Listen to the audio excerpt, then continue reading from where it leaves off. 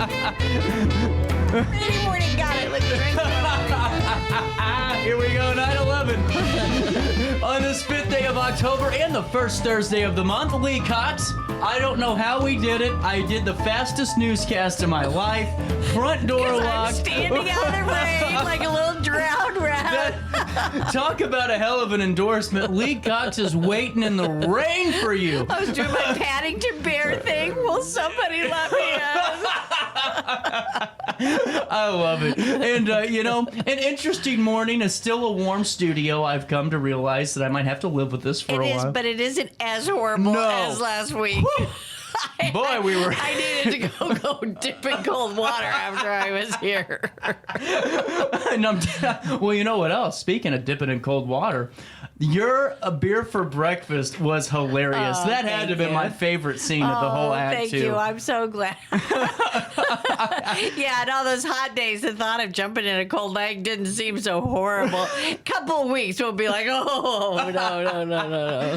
How did beer for breakfast end up turning out? It was very, very good run and so delightful. I mean, the cast was just great and they had such chemistry with each other. And on Sunday, we struck it in about 3 hours and started on the next set, my big musical that's going to be in November, but we start now. And so it has a huge set and 1,000 moving pieces and hundreds of costumes. And so, yeah, the cast came back because I made chili and I said, oh, there's more. And they're like, you tore down the cabin. I said, yep.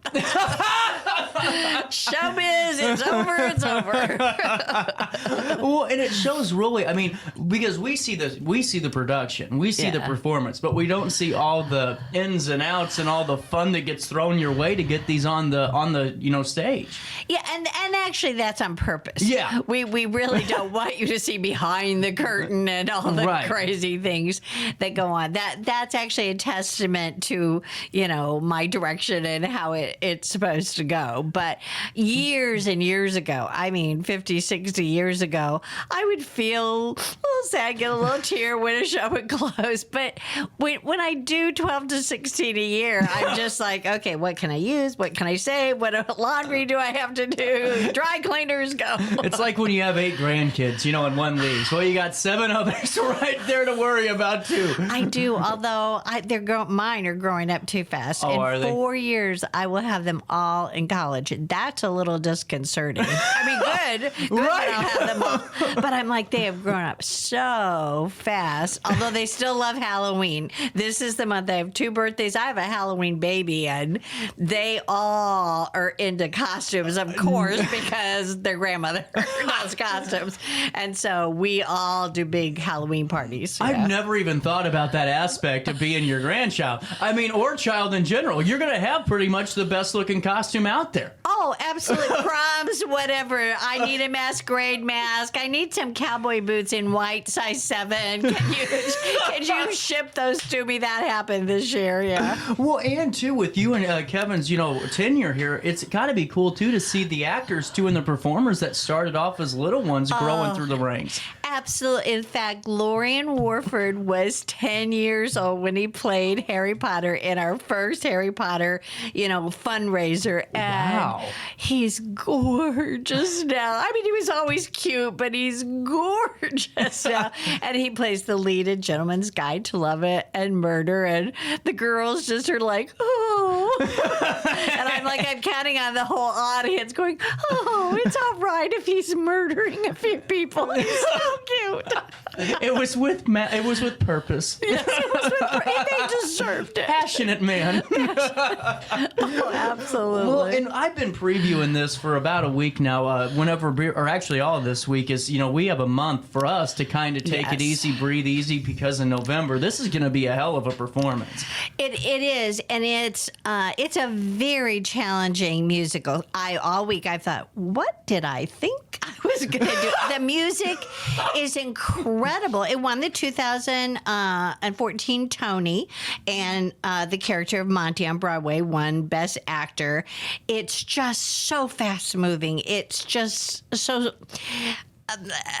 energetic. Yeah. And everything just moves. But I didn't want to just copy. I never want to copy. So I'm hoping this works. Hopefully the readers will appreciate this.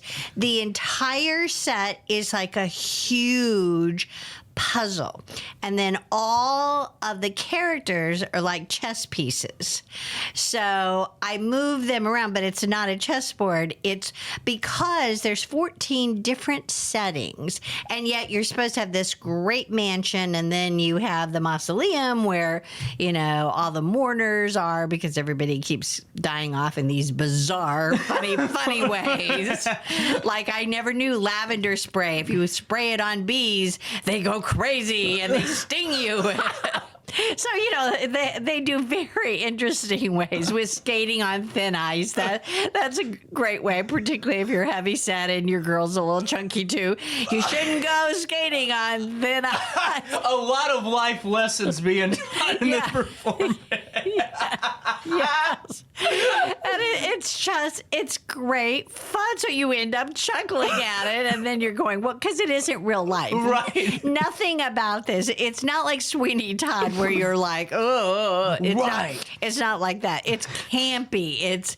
It's funny. It makes fun of itself, and kind of the inbreeding of the royal family, and they're not so bright. And see, one of the reasons I need a weight bench is like one of the characters thinks he's a weight lifter, even though he weighs 230 pounds himself, and he's lifting too much weight, and he says more than he goes, mommy. It falls on him. So one of the props was I needed his head to then roll. And I'm like, okay. So I figured it out. Bowling ball. Well, except it needed an characteristics of a face. Yeah, that's true. And you have to be careful. You roll on the stage and you're like, oh, that just went in the audience. Sorry.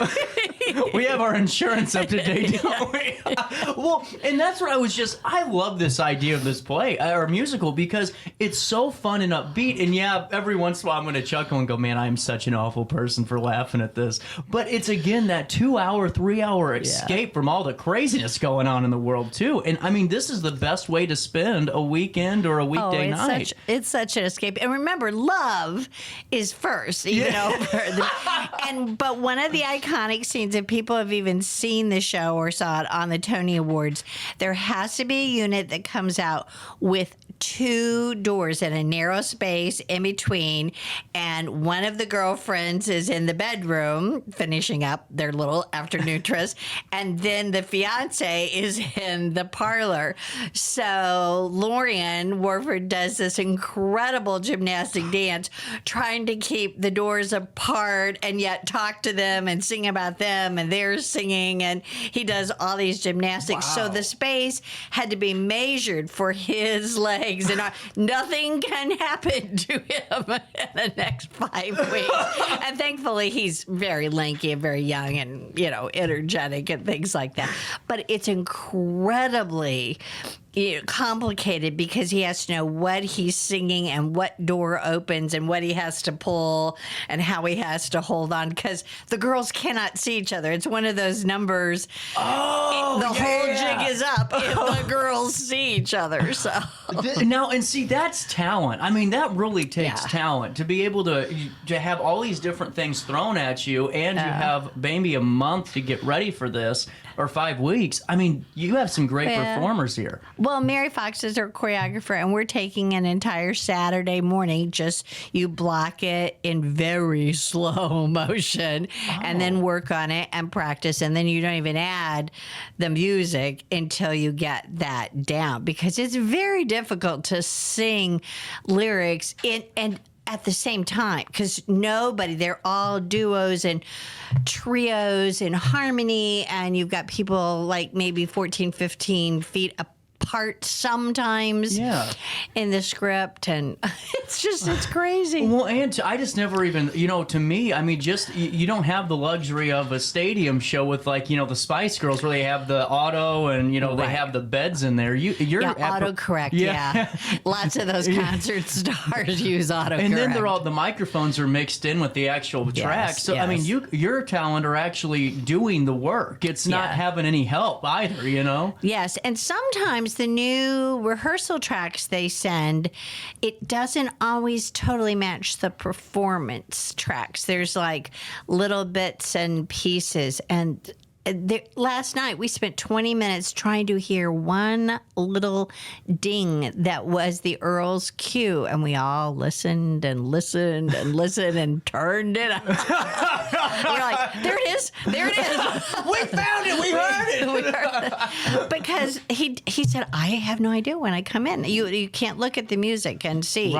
when you come in. But my leads are just phenomenal. I mean, I love the entire cast. True, yeah. But this show demanded trained voices for the top 4 characters. And I mean, trained voices, professionally trained voices. And I had people from St. Louis come and they love this show, but 3 of them are actually local and only one's from St. Louis. So wow. Well, and too, that's what, break the ice a little bit. Picture this Golden Girls, fourth wall breaking down a little bit. Normally, Lee Cox kind of looks at me whenever she says auditions are coming, but for this one, it was kind of like directed away from me to you guys. Rightfully so. I love you, but you shared with me that singing was not one of your talents. No, it was not. Plus, you and Lorian look too much alike. You could be his twin brother. Now, if he died, I could have said, come be the body. I'm the stunt guy. There we go. I'm ready. But it's Brant. It's Brant McCann. Right. Well, and now take me through this. So, when does the first performance of Gentleman's Guide to Love and Murder start? November 9th.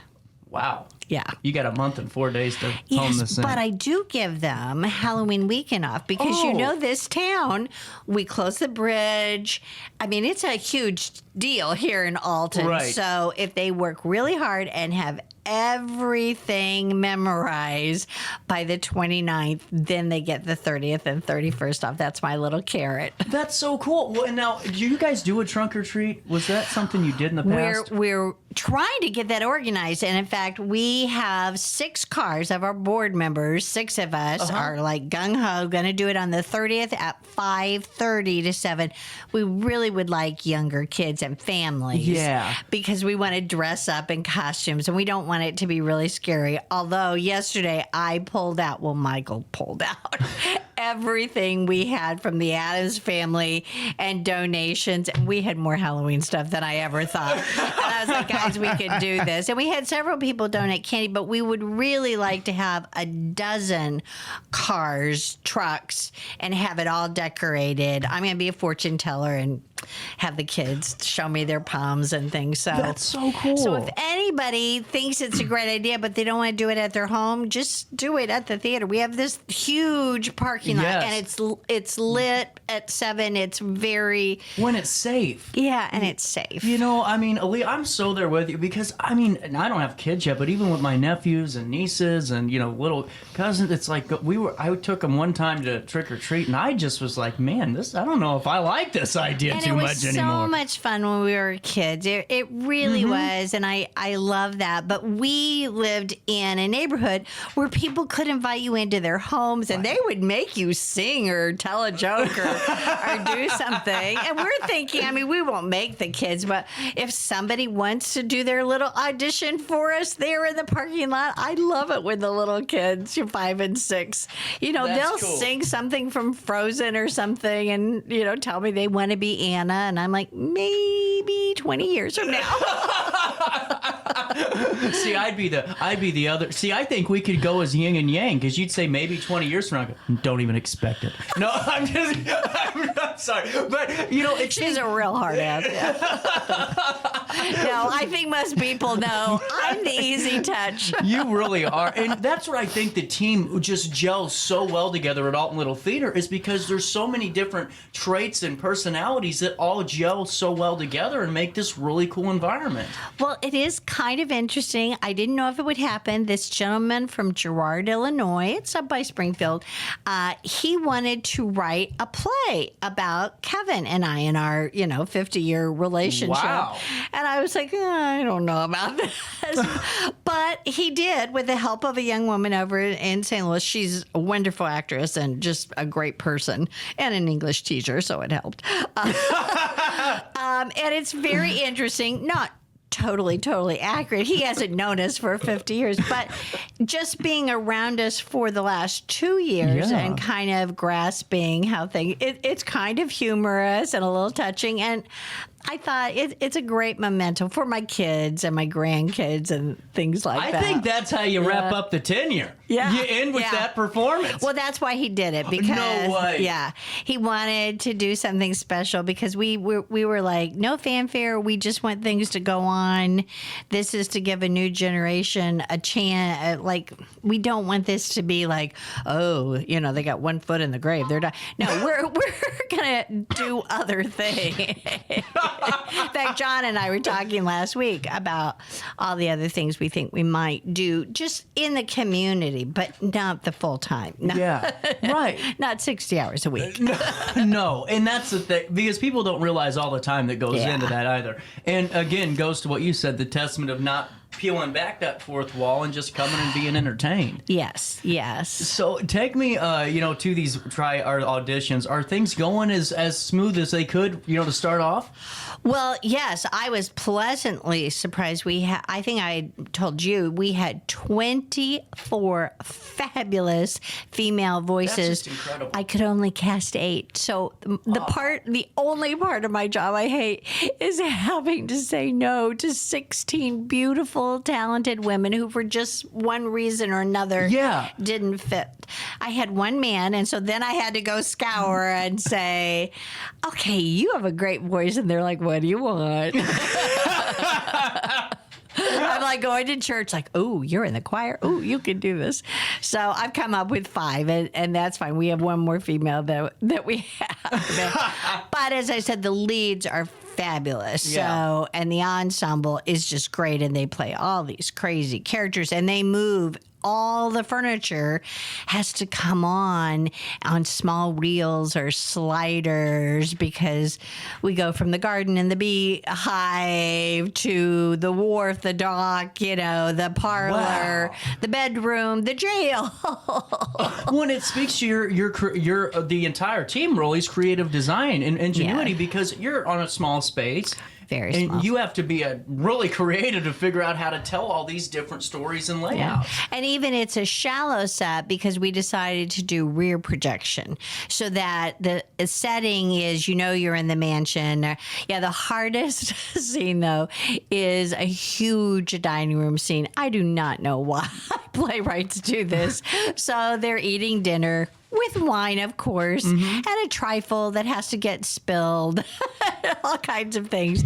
And then we go right into a courtroom. So this has to go away. So we made 2 tables that have a way that they connect, and then they're covered. And then some dishes have to be real, because you can't glue everything down and then pick it up to drink wine, and things like that. And then it's real food, because the Earl, you think he's going to die of indigestion because he eats a whole hen and mashed potatoes and all these things. Well, the girls at least just pick at it, but you got to have real food and safe food to do that. And I'm like, oh wow, this is cruel. We got a couple of minutes, so I got to ask you about food, because I've always been really fascinated by this. And now maybe it's different because of the LEDs, but for a while those lights were so hot. Yeah. Did you guys ever have to deal with like ice cream or anything that's cold under those lights? How do you do it? But you can make ice cream. You can make it look like ice cream when it's not ice cream. Is that how you do it? Yeah, powdered sugar, yeah. That's incredible. Oh, there's recipes for everything. Like hamburger, we use Rice Krispies and red food coloring and marshmallow. Oh, yeah. There's ways to do things. And I've actually made guys eat those hamburgers. And as long as they're soft, but the second day, it gets kind of hard. They're like, I'm bringing it too there. I've always found that so fascinating, because now, the LEDs are different. But apparently those lights were really hot, weren't they? Oh, yes. And somebody told me, and I love stages. They do wonderful productions, but apparently in Clue, they move the table and all the dishes fell. I mean, everybody was just laughing when they shouldn't have been laughing because everything fell. And I thought that was a lesson for me. I've got to figure out Glue them down. The main plate is going to ruin my Victorian tablecloth, but it has to because it can't break. Wow. And there's so many components to this show. I mean, that's what I think is going to make this. And it's going to take a lot of hard work from the cast, you guys, everybody involved. Lots of research, yeah. And some people like to watch YouTube, but I've seen the show twice. Yeah. That's good. That inspired me, but I don't want to do the same show that everybody else does. Well, and I think that's such a huge part of this, too, is it's just like, I've always said this. It's about the difference between covering a song and being an impersonator. Yes. Because we all know,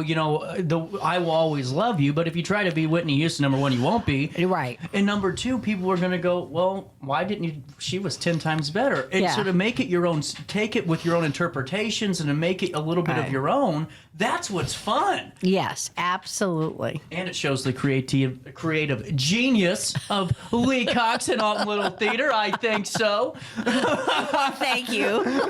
Your check's in the mail. Oh, thank you. With that being said, I really just a big shout out, seriously, Lee, for Beer for Breakfast. I thought the show was just hilarious, and I got there a little bit later because of my game, but I had to show up because I thought this is a show for me. I mean, it really was. Oh, I was so happy to see you, and yeah, we had some people there, lots of guys, because again, it was kind of a guy's show, and then it kind of flipped. I mean, everybody enjoyed it, and I told you, I love that people my age and even a little older, the soundtrack was from the 70s, and so people stayed around. They were dancing. They were just having a good time, and that's what it's about, getting away from the news for just a couple hours, turning off your phone, and just being in a space where you can laugh and enjoy yourself. Absolutely, and you get to celebrate with Alton Little Theater for their 90th birthday. Yes. Now, are you the oldest continuous in the country or the state? I remember... In the state. Okay. In the state. The 13 original colonies, believe it or not, had theater groups. No way. Yes, there are 13 or 14 that are over 100, like 102, but they're all on the East Coast. And then there's a few in Ohio. A lot have 97, 98, even. And then on the West Coast, believe it or not, there's a couple way out there. But some took a break during the war. Understandable, not their fault, but we did not. We found all plays like the women to do, and it's been continuous. And even through COVID, I mean, we were shut down by mandate for 40 days, but that's when we cast Sister Act, and it was the 6-month time before we actually could do it because another show was in between, and we were rehearsing. Because the rule was you could have 8 people in the space of our auditorium. So we would rehearse 8 and then do 8 in the foyer, and then Kevin and I would switch. And that's how we put that show together. That's just, honestly, I don't understand how that's even possible. Well, I owed it to the people, and they hung in there for 6 months. And it was a wonderful show. And by the time March came around, things were getting better. The numbers were much lower. And of course, we've had a little bleep recently, and I'm a strong believer in vaccination. And so many of our seniors, I understand they have risk, and so I recommend masking. We provide it. Some of them come on a night where they know it's not so full.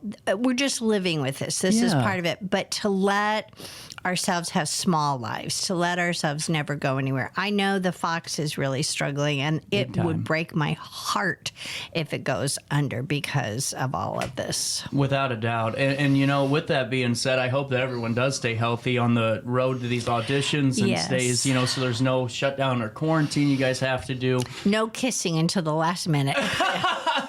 Great point. I'm like, look at each other across the room and just imagine, but you're not doing this. Just imagine how powerful that'll feel on stage.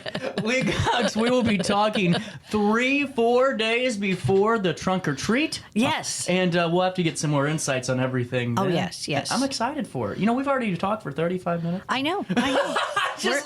We're quick, but if they want to donate candy, if they want to come and join us, this would be great. We are looking for 6 more cars. So if somebody loves it, but they don't want a bunch of people at their house, come bring your car. And I've got decorations. And We'll make it look nice. 618-462-3205. That's how you can call and say, hey, my car is in the trunk or treat. yes. And you're going to say CJ sent you. That'd make me feel good, too. Oh, yeah. That would be good. That would be good. With that being said, Lee Cox, we got it done. We got it done early in the rain. And you're dry now. Yeah. Thank you very much. Thank We'll you. take a quick break. Daily show on a Thursday. That comes back to you next.